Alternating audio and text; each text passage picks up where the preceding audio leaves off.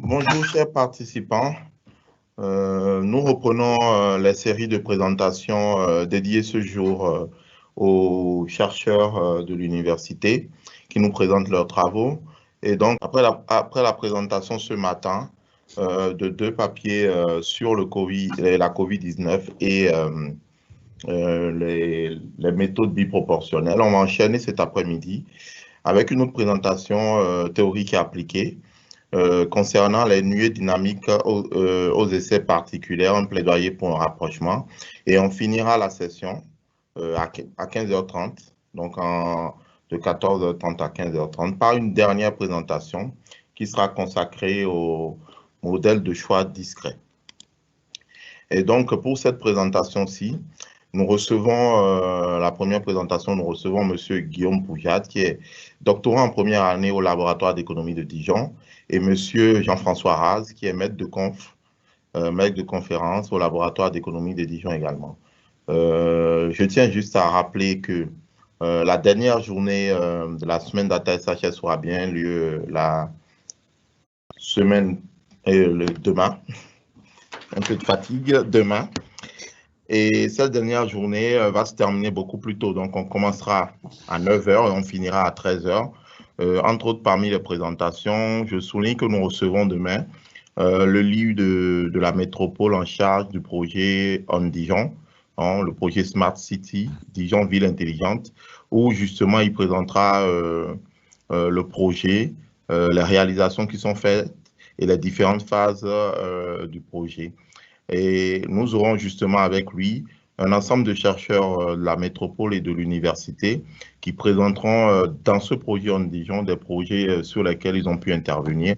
Et on pourra voir l'interaction qu'il y a entre la société civile, la métropole, la ville et puis l'université de Bourgogne. Donc je vous invite demain à participer à cette présentation. Il y aura pas mal de surprises, il y aura du monde, ça sera vif. Et justement, les questions, vous pourrez poser toutes vos questions sur Dijon, ville intelligente. Sur ce, je laisse la parole à M. Raz, qui va introduire cette présentation, présenter, je ne sais pas pendant combien de temps. Je tiens à rappeler qu'ils ont 40 minutes de présentation qui sera suivie par les questions, 20 minutes de questions. N'hésitez pas à poser les questions en direct. Il y a un décalage de 28 secondes très exactement. Je relais les questions au fur et à mesure et nous répondrons à l'ensemble des questions à la fin. Donc, merci et bonne suivi de la présentation de M. Raz et de M. Poujade. Et M. Raz, vous avez la parole.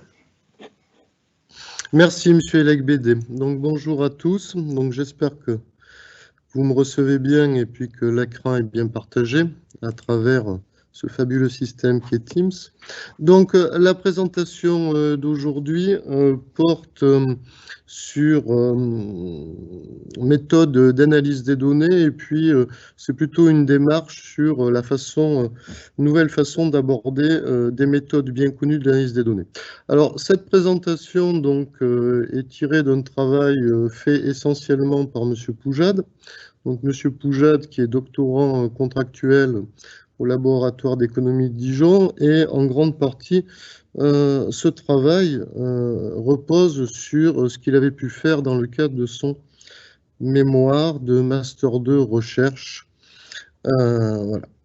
Donc, par rapport à cette présentation, moi, je vais commencer simplement par introduire un peu le sujet, et essentiellement par des rappels assez simples. Et puis, suite à ça, M. Poujade prendra le relais pour rentrer beaucoup plus dans la méthode, la démarche, et dans l'application, en fait, plutôt les simulations qui ont pu être faites. Alors, par rapport à cette présentation donc porte sur l'analyse des données et s'inscrit plus dans une perspective fondamentale qu'appliquée. En fait, c'est proposer une démarche nouvelle et originale pour aborder certaines méthodes de classification automatique, donc bien connues en analyse des données, mais en les abordant par le biais de l'optimisation. Voilà. Et donc, à terme, ça donne lieu à un développement d'un algorithme donc, qui sera présenté à la fin et qui permet de faire de la classification avec des options supplémentaires que ne présentent pas toujours les méthodes traditionnelles.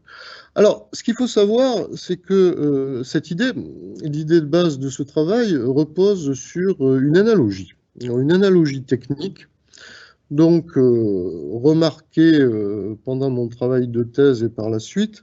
Donc, analogie entre deux champs différents, on va dire.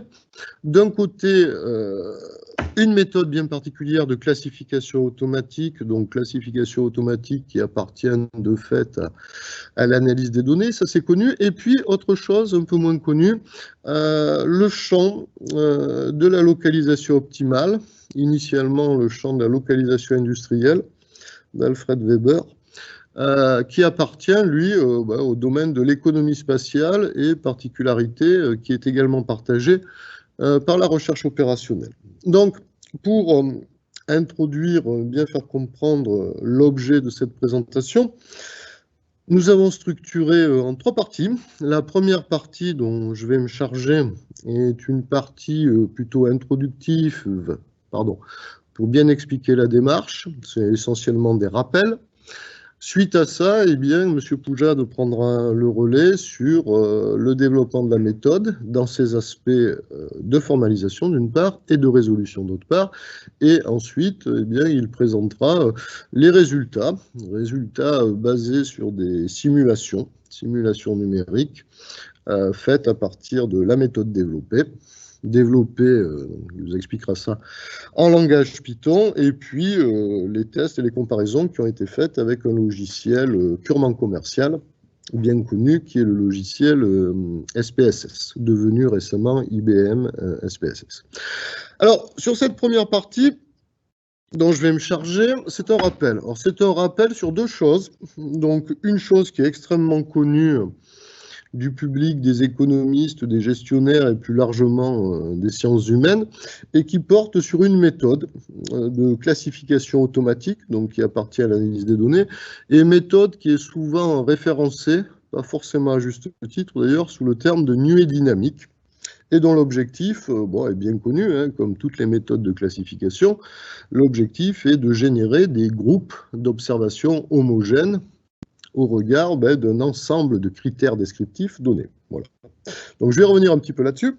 Et puis ensuite, je passerai à quelque chose d'un peu moins connu, et même pas forcément très, très connu des économistes traditionnels, qui est le champ de la localisation optimale, que l'on retrouve comme second paradigme de l'économie spatiale, et qui peut se résumer simplement à résoudre des problèmes de choix optimal, et le mot optimal a tout son sens ici, dans un contexte spatial.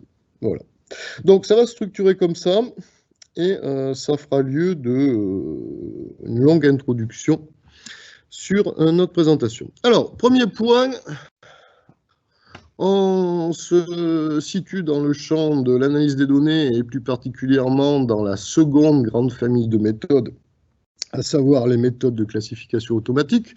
Et parmi ces méthodes, parmi cette famille plutôt, il existe donc une méthode un peu particulière appelée nuée dynamique, dont le but, tout simplement, est d'agréger dans des classes des observations qui peuvent être des individus, des communes, tout ce qu'on veut, des objets.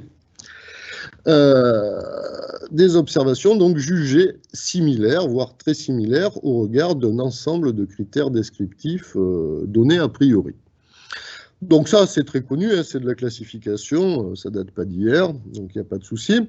Et si on regarde techniquement un peu comment fonctionnent les méthodes de type nuée dynamique, c'est assez simple, en fait, c'est assez intuitif, ça repose sur une succession d'étapes, où on va avoir une sélection des centres de classe et une affectation des observations à ces centres de classe. Voilà, c'est un processus itératif comprenant une phase de sélection et une phase d'affectation. Donc, pour illustrer un petit peu la chose, d'un point de vue technique, vous avez un petit exemple avec 17 observations, 17 individus, présenté dans un tableau statistique en fonction de deux variables, le poids d'un côté, l'âge. Ça admet une représentation graphique très simple, c'est ce que vous avez, ce nuage de points dans deux dimensions. Et à partir de là, eh bien, on veut appliquer la méthode des nuées dynamiques pour générer une partition, on parle de partition, de ces observations en 2 classes, de façon à ce qu'on ait des classes homogènes, c'est-à-dire des individus très similaires les uns des autres, dans chacune des classes. Donc comment ça marche? C'est très simple, c'est très basique, c'est très intuitif. L'algorithme se déroule de la façon suivante. On sélectionne aléatoirement 2 centres de classe, que vous avez en haut C01 et C02. À partir de ces centres de classe définis, on affecte les observations les plus proches. Cela nous donne à la première étape 2 classes générées, c'est les 2 ensembles que vous avez en haut à droite.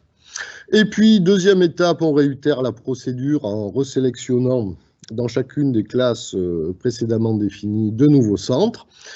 Donc là, c'est C11, C12. On affecte les observations les plus proches à chacun des centres, etc., etc., etc.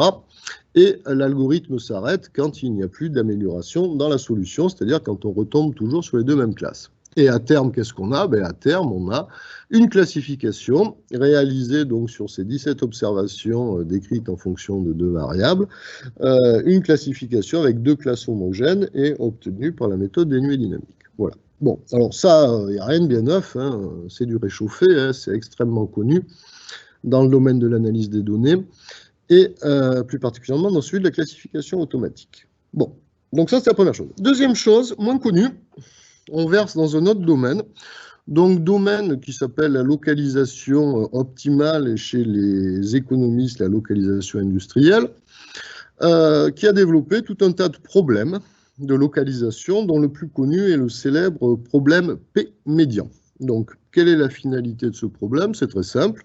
L'objectif, c'est de localiser un nombre donné a priori, qu'on appellera P d'équipement, sur des sites potentiels, de façon à minimiser la somme des distances à parcourir par l'ensemble des agents qui sont dans cet espace. Voilà. Donc ça, c'est un problème d'optimisation.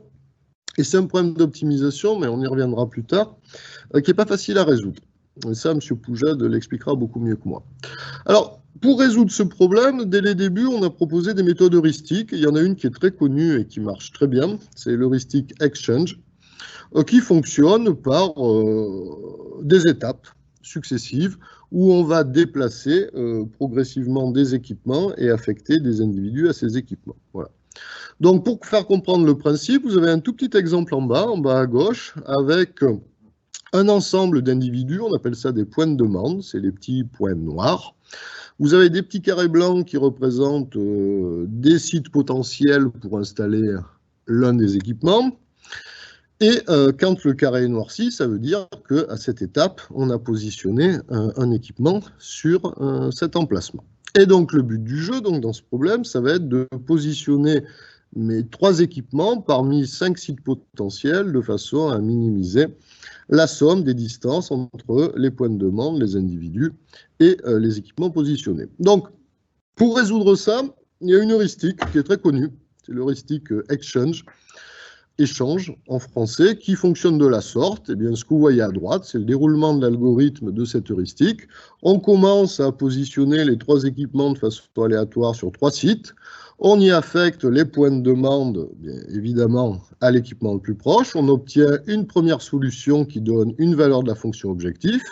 Et puis, suite à ça, dans les différentes étapes, on va déplacer progressivement, à chaque étape, un équipement vers un site libre en vérifiant que ça améliore la valeur de la fonction objectif. Et donc, on procède ainsi de la sorte, en déplaçant pas à pas des équipements et en procédant aux affectations, et on s'arrête, l'heuristique s'arrête, quand il n'y a plus de possibilité d'améliorer la valeur de la fonction objectif. Voilà. Bon, alors, ça c'était un rappel sur les 2 champs. Alors, si on fait le bilan de ça, rapidement, globalement, vous avez 2 objets de recherche, si on les regarde un petit peu, qui présentent pas mal de différences. Première différence, ça ne relève pas du même domaine disciplinaire. Les nuées dynamiques, on est dans le domaine de l'analyse des données et a fortiori de la statistique. Et de l'autre côté, on est plutôt dans le champ de l'analyse économique spatiale et surtout de la recherche opérationnelle. Deuxièmement, les domaines d'application sont différents. D'un côté, on part d'un tableau statistique avec un ensemble d'observations décrites en fonction de critères. Et de l'autre côté, on est dans un espace géographique avec des usagers et des sites potentiels sur lesquels il faut mettre des équipements. La finalité n'est pas la même. Ça, c'est le troisième point. D'un côté, l'objectif, c'est de générer des groupes homogènes à partir d'un ensemble de critères. De l'autre côté, l'objectif, c'est de localiser de façon optimale des équipements par rapport à un ensemble d'usagers. Et enfin, le résultat n'est pas le même. D'un côté, vous avez des groupes homogènes, de l'autre côté, vous avez un choix optimal qui est obtenu sur l'implantation de ces équipements. Donc, globalement, deux objets de recherche qui sont a priori assez éloignés. À ceci s'ajoute, si on fait un peu d'histoire des sciences, c'est toujours intéressant de faire de l'histoire, que l'évolution des deux objets de recherche n'est pas du tout la même. Donc, du côté de la classification automatique et du côté des nuées dynamiques plus précisément, bon, globalement, le démarrage, c'est les années 60. Je pense que le premier travail de ce type, c'est Thorndike en 58. Et puis, des variantes développées par Forgy, développée par McQueen en 67, c'est la célèbre méthode des K-means que vous retrouvez sur certains logiciels, et puis le tout un peu synthétisé par Edwin Diday dans son bouquin de 82, et puis bon, globalement, depuis, sauf erreur de ma part, bon, pas grand-chose sous le soleil.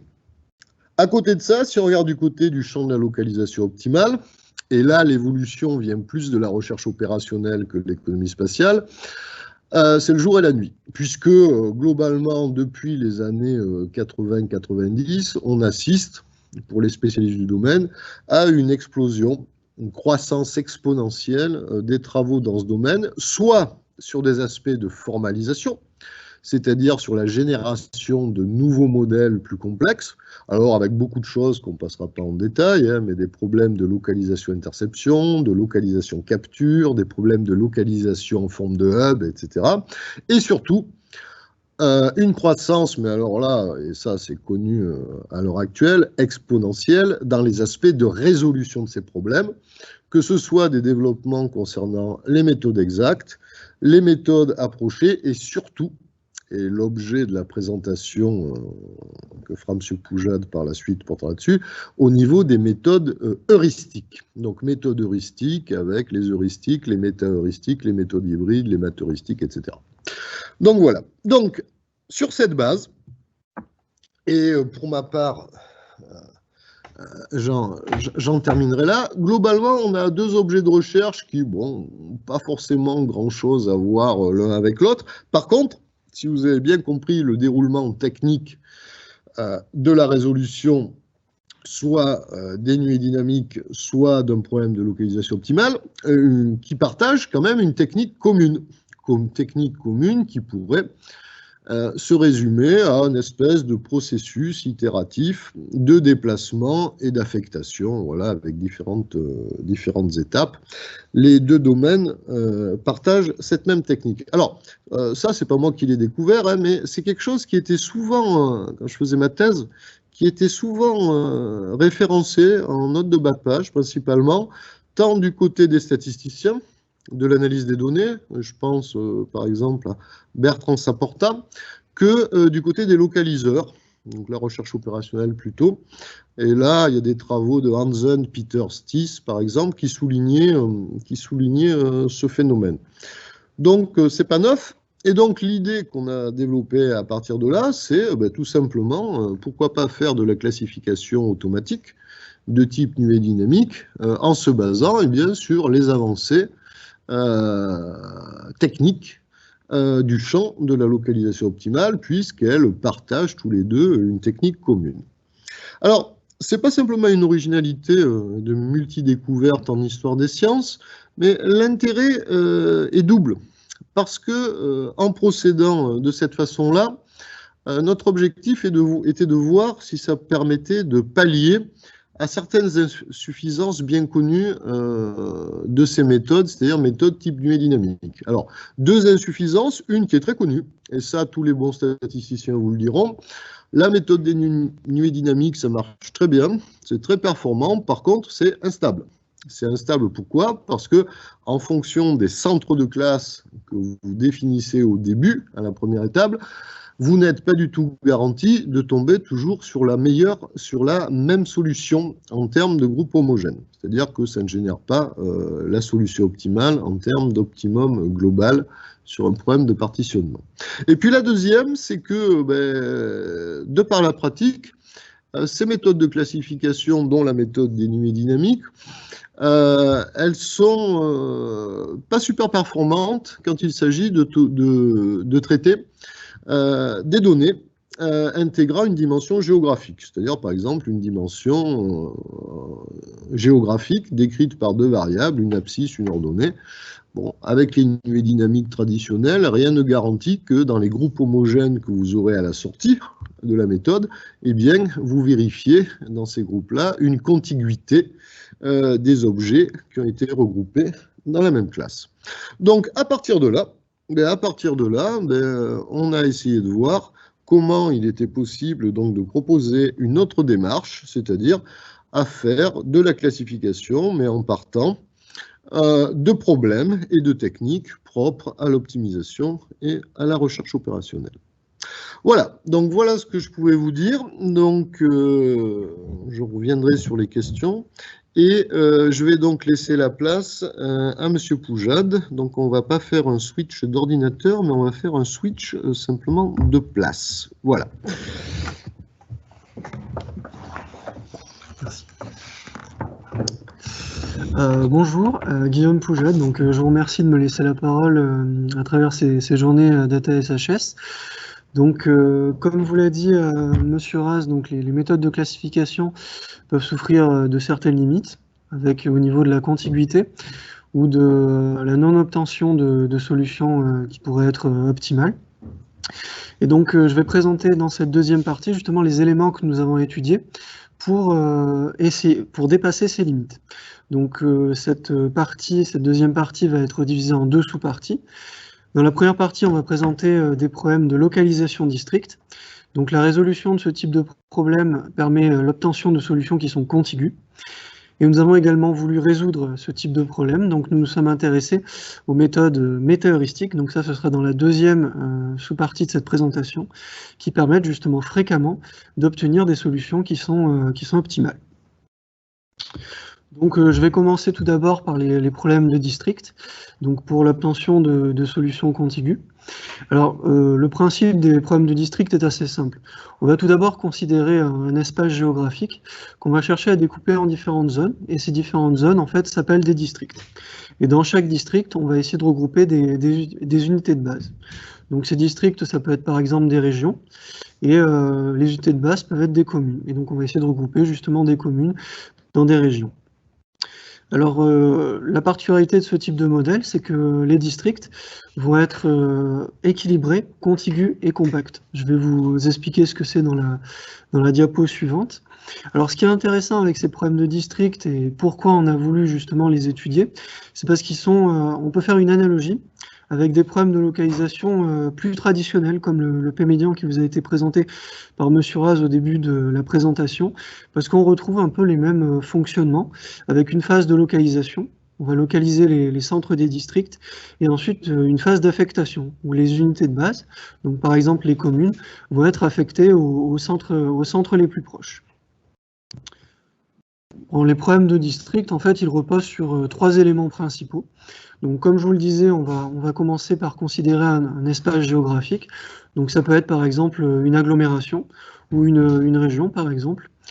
Et à l'intérieur de justement cette zone, cet espace géographique, on a des unités de base. Donc, par exemple, des individus ou des communes que l'on va chercher à regrouper dans des districts, qui peuvent être par exemple des régions ou des pays qui vont être définis.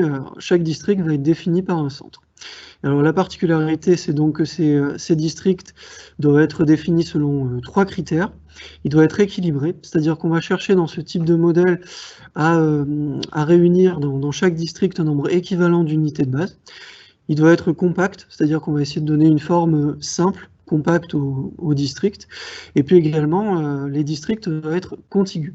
C'est-à-dire que chaque unité de base faisant partie d'un district doit être contiguë à au moins une autre unité de base faisant partie du même district. Alors on a réalisé des schémas en bas de cette diapo pour vous montrer la résolution d'un problème de district. Donc le schéma du bas à gauche représente la situation de départ. On a un espace géographique. Les points que vous voyez dans cet espace sont des communes. Et lorsque deux communes sont reliées, ça veut dire qu'elles sont contiguës. Le schéma de droite correspond à la résolution d'un problème de district. Donc on a, comme vous pouvez le constater, on retrouve notre espace géographique qu'on a découpé en 4 zones, c'est-à-dire en 4 districts. Et et vous pouvez constater que chaque district ici est équilibré, compact et contigu. Alors la résolution de donc déjà, généralement, pour représenter ce type de modèle, on peut le formaliser à l'aide d'un programme d'optimisation linéaire entier, donc en 0,1. Alors pour définir ce type de problème, pour le formaliser, alors au départ on va définir un certain nombre de variables. Donc à gauche vous avez l'ensemble des notations symboliques qu'on va considérer dans le problème. Donc par exemple les paramètres, ça va être le nombre d'unités de base qu'on va définir, le nombre de districts également. Et à droite vous avez un problème d'optimisation, donc le problème canonique que vous voyez. Alors avec en haut donc on a une fonction objectif qui correspond à la minimisation, donc c'est un programme de minimisation, puisqu'ici on va chercher plutôt à minimiser en fait les centres des districts et les unités de base, et donc on a minimisation d'une fonction objectif, et sous un ensemble de contraintes. Avec les deux dernières contraintes correspondent donc aux deux dernières lignes, qui sont en fait ce qu'on appelle des contraintes d'intégrité. Donc les variables décisionnelles de notre problème vont prendre la valeur soit de 0, soit de 1. C'est pour ça qu'en fait on appelle ça un programme d'optimisation en 0,1. Et donc notre programme peut tout à fait être interprété. Donc les interprétations sont à droite de la diapo. Alors la fonction objectif, donc c'est la première ligne de notre programme. Elle va consister à minimiser les distances entre les centres des districts et les unités de base faisant partie de ces districts. Et donc on a un ensemble de contraintes en dessous. La première contrainte signifie que chaque unité de base ne va être située que dans un seul district. La deuxième contrainte stipule que l'on va, elle indique qu'on va, découper notre district en un nombre de P zones. La troisième contrainte est une contrainte d'équilibre. Donc elle signifie que l'on va essayer de regrouper dans chaque district un nombre équivalent en fait d'unités de base, c'est-à-dire chaque district va être composé d'un nombre d'unités de base qui va en fait se situer entre une borne inférieure et une borne extérieure. La quatrième contrainte est beaucoup plus complexe, c'est notamment ce qui fait que ces problèmes sont difficiles, c'est une contrainte de contiguïté. Donc là, ça garantit que chaque unité de base dans un district soit contiguë avec au moins une autre unité de base faisant partie du même district. Et enfin, les deux dernières lignes de ce problème d'optimisation sont des problèmes d'intégrité, donc qui stipulent que les variables décisionnelles prennent la valeur de 0 ou de 1. Alors pour résoudre ce type de problème de district, il existe plusieurs façons, plusieurs méthodes. Et ces méthodes peuvent être divisées en 3 grandes familles pour résoudre donc ce type de problème. Donc on a tout d'abord ce qu'on appelle les méthodes exactes de résolution. L'avantage de ces méthodes, c'est qu'elles vont garantir l'obtention de la solution optimale. Quand on va résoudre un problème, on va toujours obtenir en fait la meilleure solution. Par contre, selon la taille du problème, et notamment pour des problèmes de grande taille, les temps de calcul peuvent devenir très très élevés. Et donc pour des problèmes de grande taille, on va souvent privilégier d'autres types de méthodes. Donc ça va être par exemple des méthodes approchées. Donc les méthodes approchées vont garantir l'obtention au minimum d'un optimum local, avec des temps de calcul qui peuvent être qualifiés de raisonnables. Et on a également d'autres familles de méthodes de résolution, qui sont les méthodes heuristiques. Donc là, elles vont permettre d'obtenir des solutions qui sont de qualité satisfaisante, mais le gros avantage qu'elles ont, c'est que les temps de calcul vont être très faibles. Et donc nous, pour développer une nouvelle méthode de classification, on a décidé de se pencher sur les méthodes heuristiques, et plus particulièrement sur les méthodes qu'on appelle des méthodes de type méta-heuristique. Et c'est ce que je vais vous présenter dans la suite de cette présentation. Donc les méthodes méta-heuristiques, ce sont des méthodes de résolution qui vont nous permettre de résoudre justement le problème de district que je vous ai présenté juste avant. Leur objectif, c'est d'essayer de déterminer la solution optimale de problèmes d'optimisation. Alors, elles sont particulièrement efficaces et elles permettent fréquemment d'obtenir la solution optimale, les méthodes métaheuristiques. Et pour cela, elles vont se servir de différents mécanismes qui sont issus de différents champs disciplinaires. Alors ça peut être par exemple la thermodynamique, ça peut être également la biologie, ça peut être la génétique, ou alors des domaines qui sont un peu plus exotiques comme l'anthropologie ou la musique. Et alors leur intérêt, c'est également qu'on peut s'en servir pour différents types d'optimisation, comme par exemple l'optimisation multi-objectif ou l'optimisation multimodale. Les méthodes métaheuristiques, donc comme je le disais, leur intérêt, c'est qu'elles permettent fréquemment d'obtenir la solution optimale. Et donc pour vous en convaincre, on a décidé de représenter sur cette diapo un exemple. Alors cet exemple va consister à résoudre un problème qui va consister à disposer des composants sur un circuit électronique. Et l'objectif de ce type de problème, ça va être de les disposer de façon à minimiser la longueur des connexions entre les composants sur le circuit électronique. Donc en bas à gauche de cette diapo, vous avez différentes configurations, donc configuration C0, C1, C étoile, et ces configurations représentent les différentes façons de disposer les composants sur le circuit électronique. Et ici, là, ce que vous pouvez constater, c'est que la meilleure façon de regrouper les composants, c'est-à-dire celle qui permet de minimiser la somme totale des longueurs des connexions entre les composants électroniques, c'est la configuration C étoile qui représente la solution optimale à notre problème. Et alors ce type de problème peut être représenté par ce que vous avez à droite, justement un repère en 2 dimensions, avec sur l'axe des abscisses donc les différentes configurations, c'est-à-dire les différentes dispositions de nos composants sur le circuit électronique. Donc on retrouve nos configurations C0, C1 et C étoile. C1, ça correspond au minimum local, et C étoile, ça va correspondre au minimum global, donc la solution optimale du problème. Et l'axe des ordonnées représente différentes valeurs de la fonction objectif pour chaque configuration. Donc pour résoudre notre problème, par exemple, on va partir de la configuration C0, et on va commencer à déplacer les composants sur le circuit électronique. On va atteindre la configuration C1, donc c'est très bien parce que ça va nous permettre de... La configuration C1 correspond à une meilleure solution que celle de la configuration C0. Par contre, comme vous pouvez le constater, ça ne correspond qu'à un minimum global. Un minimum local, pardon. Ça ne correspond qu'à un minimum local. Et donc, c'est pas une solution forcément satisfaisante. Donc ça, c'est un problème qu'on rencontre souvent dans certaines méthodes, parce qu'elles ne permettent justement d'obtenir qu'un minimum local. Parce que leur fonctionnement, à chaque étape de leur fonctionnement, elles vont chercher toujours à obtenir de meilleures solutions.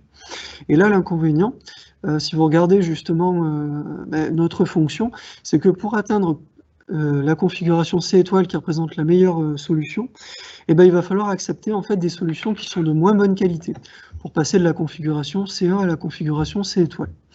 Et alors, ce qui est intéressant avec les méthodes métaheuristiques, c'est qu'elles vont justement permettre l'exploration de solutions de moins bonne qualité pour aller justement pour atteindre le minimum global, qui correspond en fait à la meilleure solution de notre problème, c'est-à-dire la solution qui va minimiser la somme totale des longueurs entre des connexions entre les composants sur le circuit électronique.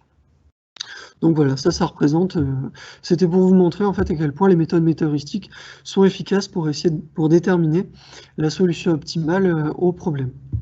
Alors nous, dans notre travail, on a privilégié une méthode en particulier qui s'appelle les essaims particulières, parce qu'elle s'est révélée particulièrement performante pour résoudre des problèmes de localisation optimale. Alors, cette méthode, donc, comme les autres métaheuristiques, va chercher la solution optimale d'un problème. Et pour ce faire, elle va se reposer sur 3 éléments principaux. Donc tout d'abord, on a des objets. Les objets s'appellent des particules. Alors ces particules, en fait, elles vont explorer ce qu'on appelle un espace des solutions.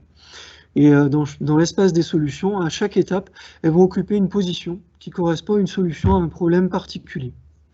Et ensuite, l'algorithme, quand elles vont atteindre une position, c'est-à-dire une solution à un problème, il va estimer la valeur de cette solution.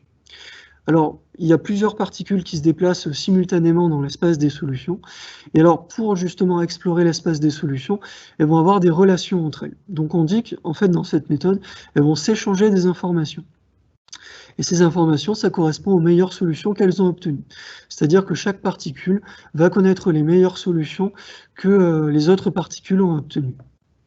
Et alors, elles vont également se baser sur deux mécanismes principaux. Un mécanisme de mémoire, donc elles vont se souvenir des meilleures solutions qu'elles ont obtenues elles-mêmes et des meilleures solutions qu'ont obtenues les autres particules. Et elles vont utiliser également des mécanismes de déplacement. Donc ces mécanismes de déplacement, ça va être justement pour se déplacer dans l'espace des solutions. Et par rapport à ça, elles vont utiliser trois coefficients. Donc tout d'abord un coefficient de confiance en soi, c'est-à-dire qu'à chaque étape, comme je le disais, elles vont considérer une solution. Et donc elles vont se baser déjà sur cette solution pour déterminer de nouvelles solutions à explorer dans l'espace, mais elles vont également s'inspirer d'un coefficient de confiance cognitive. Ça va être la meilleure solution qu'elles ont obtenue jusqu'à l'étape présente, et puis également un coefficient de confiance sociale, c'est-à-dire la meilleure solution qui a été obtenue par l'ensemble des particules.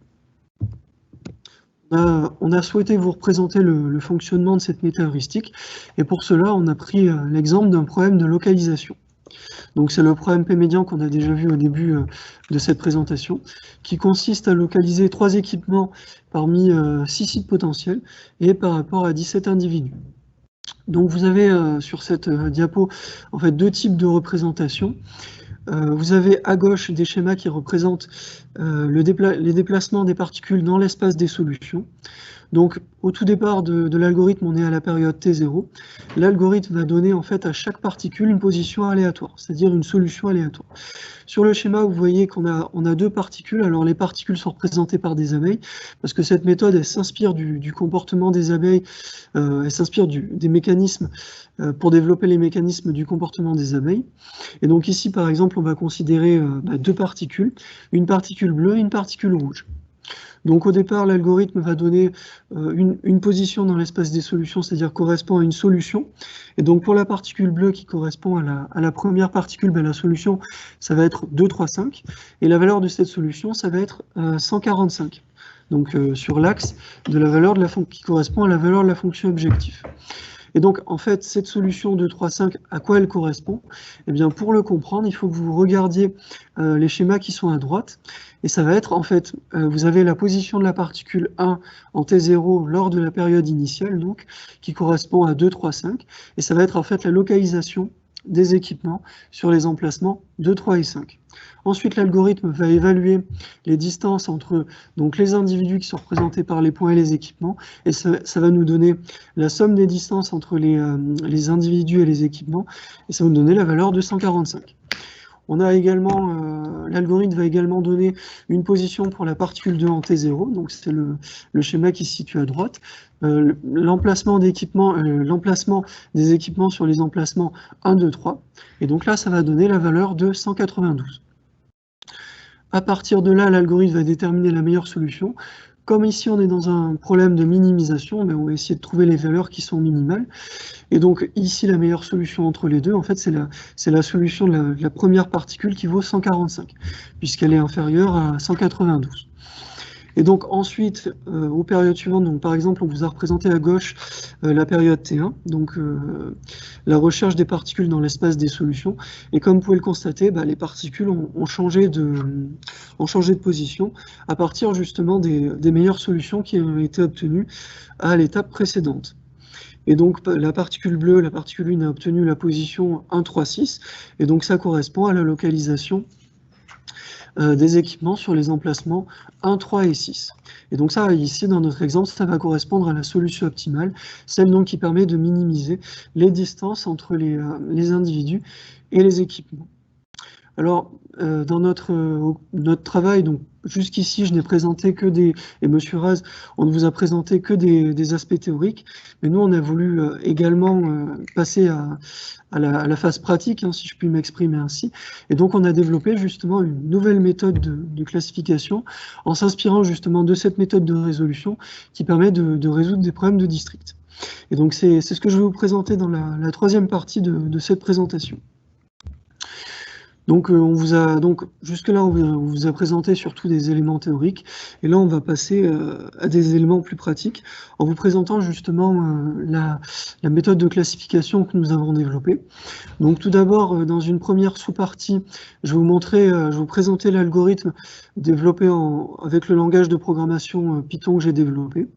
Et puis après, les différents tests que l'on a réalisés dans une deuxième sous-partie pour voir si notre méthode est performante. Donc tout d'abord, le code de l'algorithme. Donc comme je vous le disais, cette méthode de classification a été développée avec le langage de programmation Python. Alors le langage de programmation Python est très intéressant puisqu'il permet de nombreuses possibilités, que ce soit au niveau grâce à ses bibliothèques scientifiques, mais également de nombreuses possibilités, par exemple la possibilité de faire des interfaces graphiques, par exemple. Mais alors l'un de ses principaux avantages, c'est notamment au niveau de l'analyse des données. Ce langage est très performant pour faire cela. Alors en bas à gauche de cette diapo, je vous ai représenté le code de l'algorithme qu'on a développé. Donc alors ça ne correspond pas à tout le code parce qu'on n'aurait jamais eu la place de tout mettre, c'est une partie du code. Et puis à droite, vous avez l'illustration des résultats que l'on obtient en fait en brut sur Python. Donc chaque indice correspond à une particule, et ce que vous pouvez voir dans le tableau, donc ce sont les résultats en brut, c'est les résultats qu'on obtient avec chaque particule. Donc ça correspond en fait à une classification de 50 individus en 5 classes à chaque fois. Donc ça c'était le code de l'algorithme, et donc on a réalisé des tests pour tester si notre méthode a été vraiment performante. On a réalisé un total de 300 tests dans lequel on a considéré de 30 à 300 individus selon un ensemble de caractéristiques. Donc par exemple l'âge et le poids, mais également on a intégré aussi la localisation géographique des individus.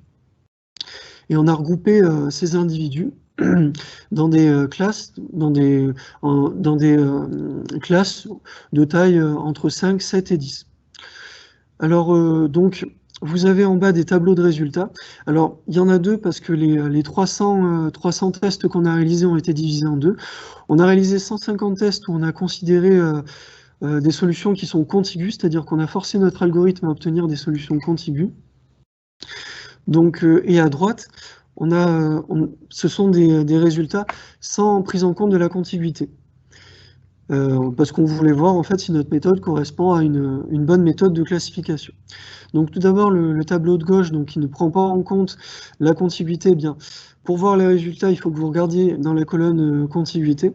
Lorsque alors excusez-moi, j'ai oublié un élément. On a comparé notre méthode qu'on a développée avec Python, on l'a justement comparé avec la méthode avec les nuées dynamiques dans le langage qu'on a développé avec le logiciel SPSS. Et donc on a comparé les résultats. Enfin, on l'a pas développée, elle était déjà présente, cette méthode est présente dans le logiciel SPSS. Et donc on a comparé les résultats entre notre méthode de résolution et celle des nuées dynamiques avec le logiciel SPSS. Et donc quand vous regardez justement dans le tableau qui est à gauche, et ben on a la colonne de contiguïté pour les deux méthodes. Et donc vous pouvez remarquer, alors quand c'est grisé, la colonne contiguïté est grisée, ça veut dire que les solutions sont contiguës. Et donc ce que vous pouvez constater, c'est que notre méthode, dans les 35 exemples qu'on vous présente, eh ben, a obtenu à chaque fois en fait des solutions qui sont contiguës. Et par contre, à gauche, pour les nuées dynamiques avec le logiciel SPSS, on se rend compte que les cases justement du tableau ne sont pas grisées. Donc c'est là qu'on constate en fait qu'avec cette méthode, elle ne garantit absolument pas l'obtention de solutions qui sont contiguës. Donc là, on peut voir que notre méthode permet déjà l'obtention de solutions qui sont contiguës, ce qui n'est pas le cas avec les nuées dynamiques. Et alors si vous regardez le tableau de gauche sans présence, à droite, sans présentation, excusez-moi, à droite, sans prise en compte de solutions contiguës. Alors là, par contre, on a voulu voir, comme je le disais, si notre méthode correspondait à une bonne méthode de classification. Alors là, les choses sont différentes. Quand vous avez donc une ligne de notre méthode, donc PSO, ou des nuées dynamiques, quand une ligne est grisée, ça veut dire que simultanément, la méthode est parvenue à obtenir donc des solutions avec la meilleure inertie moyenne et inertie minimale simultanément.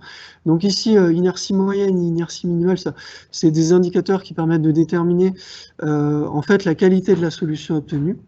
Et donc, quand une ligne est totalement grisée, ça veut dire que notre méthode permet d'obtenir simultanément la meilleure inertie moyenne et la meilleure inertie minimale. Quand il n'y a qu'une case qui est grisée, ça veut dire que soit elle a obtenu la meilleure inertie moyenne, soit la meilleure inertie minimale. Et ce que vous pouvez constater quand vous observez le tableau, c'est que notre méthode, donc PSO développée avec Python, permet d'obtenir un grand nombre de solutions on obtient un grand nombre en fait de solutions qui obtiennent la meilleure inertie moyenne et meilleure inertie minimale simultanément, ou alors, quand ce n'est pas le cas, la meilleure inertie moyenne toute seule ou la meilleure inertie minimale. Alors ça, ce sont des résultats qui ont été qu'on vous a présentés sur 35 exemples, mais pour vous donner une image un peu plus globale des résultats que nous avons obtenus, on a mis ici quelques statistiques. Donc en bas de la diapo, vous avez deux tableaux qui vous résume les résultats statistiques qu'on a obtenus. À gauche, c'est les résultats avec prise en compte de la contiguïté. Donc notre méthode, c'est la colonne DLP-PSO. Donc 100%, ça veut dire que notre méthode a obtenu à chaque fois des solutions contiguës. Et vous pouvez constater à droite, par contre, pour la colonne qui correspond aux nuées dynamiques, que cette méthode n'a permis d'obtenir que dans 5% des cas des solutions contiguës. Donc on peut constater que notre méthode garantit l'obtention de solutions qui sont contiguës, ce qui n'est pas le cas pour une méthode comme les nuées dynamiques avec le logiciel SPSS. Et donc à droite, vous avez en bas de la diapo le tableau sans prise en compte de la contiguïté. Donc là, c'est par rapport aux inerties moyennes et minimales. Et vous pouvez constater que notre méthode permet d'obtenir des solutions qui sont concluantes. Donc d'un côté, DLP-PSO obtenir dans 37,33% des cas les meilleures inerties moyennes et minimales simultanément, alors que ça a été le cas pour les nuées dynamiques que dans 24% des cas. Et on peut voir des résultats qui sont aussi concluants pour la meilleure inertie moyenne toute seule ou la meilleure inertie minimale prise en compte finalement toute seule. Alors, donc notre méthode a été plutôt concluante pour obtenir des solutions qui sont contiguës et des solutions optimales. Par contre, elle a eu une limite, c'est au niveau des temps de calcul. Là où la méthode des nuées dynamiques sur SPSS avait des temps de calcul qui étaient quasi nuls pour les 300 tests que nous avons réalisés, eh bien on observe que dans notre méthode, plus on ajoute d'individus, plus on essaye d'en classifier un grand nombre, plus les temps de calcul sont importants. Donc c'est vraiment la limite de notre méthode. Alors pour conclure cette présentation, je vais simplement d'abord rappeler la démarche qu'on a effectuée. Donc tout d'abord, on cherchait justement, on a remarqué qu'il y avait une analogie technique entre les domaines de la classification automatique et de la localisation optimale. On a pu constater qu'il existait une analogie technique entre les deux domaines, mais également que les méthodes de classification avaient certaines limites qu'il était possible de dépasser grâce à des développements récents dans le domaine de la localisation optimale. Ce travail nous a conduit à développer un nouvel outil informatique, un algorithme pour résoudre des classifications. On vous a présenté à la fin de cette présentation les résultats des tests que l'on a effectués. Donc on a pu constater que ces résultats étaient plutôt concluants, parce que non seulement notre méthode permet l'obtention de solutions contiguës, mais permet également, par rapport justement, et permet par rapport à la méthode des nuées dynamiques sur le logiciel SPSS, et permet également, représente une méthode performante de classification, comme nous avons pu le constater. Alors, par contre, cela se fait, donc avec un grand nombre, avec des temps de calcul qui peuvent devenir importants selon la taille du problème. Ça, c'est la limite de notre méthode. Alors, à partir de là, on pourrait améliorer notre méthode. Il existe des prolongements possibles. Donc, on pourrait, par exemple, développer notre méthode de résolution en essayant justement de prendre des mécanismes dans d'autres métaheuristiques, c'est-à-dire utiliser une métaheuristique hybride. Et puis, on pourrait également reproduire la même démarche, mais cette fois sur d'autres méthodes de classification automatique, comme par exemple la classification hiérarchique ascendante. Voilà, j'ai terminé cette présentation. Je vous remercie de votre attention et si vous avez des questions, eh bien, on serait heureux d'y répondre avec Monsieur Raz et moi-même. Voilà, merci. Merci, Monsieur Pouviade et Monsieur Raz, pour votre brillante présentation qui présente justement l'aspect théorique de la méthode et aussi des résultats d'application. Je tiens déjà à vous féliciter et je sais que ces méthodes ne sont pas forcément super faciles. Pour avoir discuté plusieurs fois avec vous. Oui, il a repris la main. Et donc, concernant les questions, vous avez 4 questions. La première question, c'est M. Richard Cupillard. Donc, il demande en général combien d'étapes sont nécessaires pour obtenir la solution optimale par la méthode de nuée dynamique, même si j'imagine que cela peut varier de manière substantielle selon la taille de l'échantillon. Donc, c'était un moment où M. Raz présentait justement sa partie. Mais vous pouvez intervenir tous les deux. Oui, alors, sur les nuées dynamiques traditionnelles telles que ça tourne sous SPSS, Statistica, SPAD et tout, le nombre d'itérations en méthode traditionnelle est généralement en fonction de la taille de la population. C'est-à-dire que plus vous aurez une population importante, et sauf cas particulier, plus vous aurez un nombre d'itérations également important. Par rapport à ce qu'on a développé, nous, le nombre d'itérations peut être assez important. Il varie également en fonction de la taille du problème, et je pense que vu la façon dont ça fonctionne et vu la performance de la méta-heuristique, le nombre d'itérations sera plus important que ce qui est fait généralement avec SPSS, SPAD, Statistica, dans la mesure où pour ces méthodes-là, pour ces logiciels-là, la technique de partitionnement est une méthode heuristique. Voilà. Okay. Toujours, M. Cupillard, est-il possible de construire directement et rapidement un graphe de Gabriel ou un diagramme de Voronoi permettant de définir la contiguïté entre unités de base à partir du logiciel Python? Alors, faire ce genre de truc sous Python, c'est-à-dire générer des diagrammes de Voronoi ou polygones de Thyssen, oui, c'est faisable. Là, dans la façon dont on l'a formalisé, dans le problème de district, c'est une formalisation plus simple que celle que suggère M. Cupillard, qui donc demande de rajouter des contraintes et puis des contraintes plus complexes dans le problème, ce qui veut dire en creux des temps de résolution également plus importants. Voilà, ça c'est peut-être une piste à creuser, je ne sais pas. Je ne vois pas tellement l'intérêt de complexifier à ce niveau-là. Monsieur Alper Akar, merci beaucoup pour cette présentation. Est-il possible de considérer des étapes continues et des réseaux de manière générale, avec des individus pouvant se déplacer sur les arcs?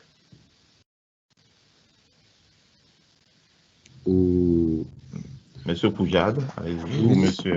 Vous avez une idée? On a un peu de mal avec la question. Ouais, vous pouvez répéter la question, s'il vous plaît? Il demande, est-ce qu'il est possible de considérer des espaces continus, donc avec des réseaux de manière générale?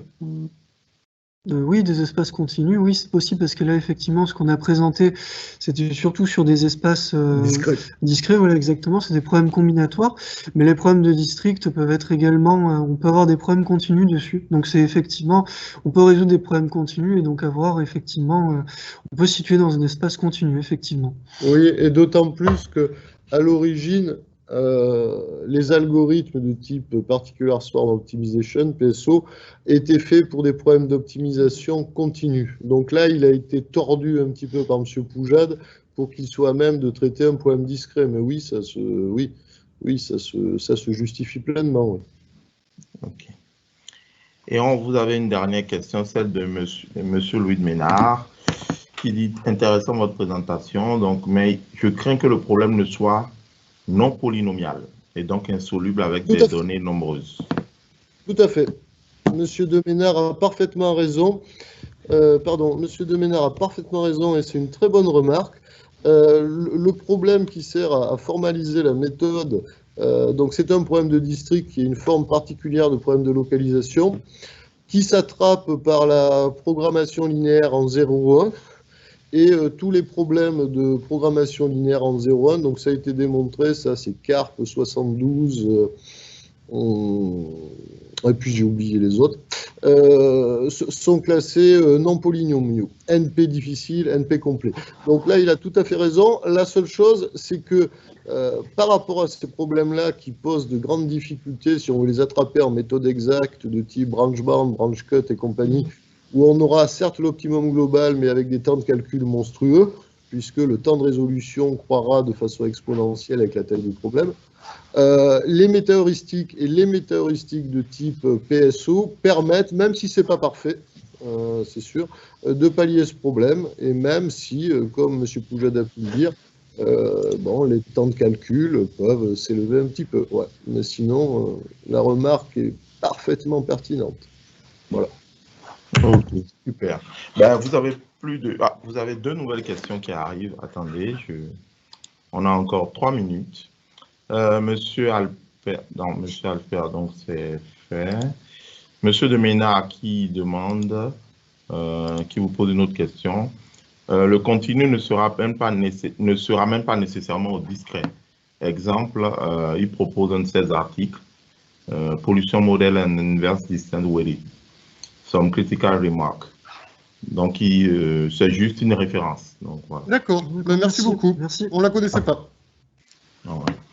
Ok, ben, je vous félicite déjà, je vous remercie pour votre brillante présentation. On vous remercie de monsieur Legbédé et monsieur Sanz de nous avoir retenus à cette présentation. Et puis, malgré les difficultés techniques, on préfère que ce soit en présentiel.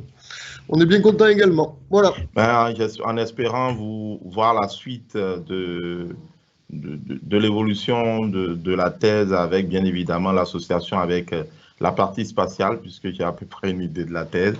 Donc, je vous attends sur d'autres sessions ou d'autres présentations à d'autres ateliers. N'hésitez pas si vous avez un papier à présenter ou une méthode à présenter. Merci beaucoup et à très bientôt. En présentiel. Et en présentiel, en espérant que tout va s'améliorer.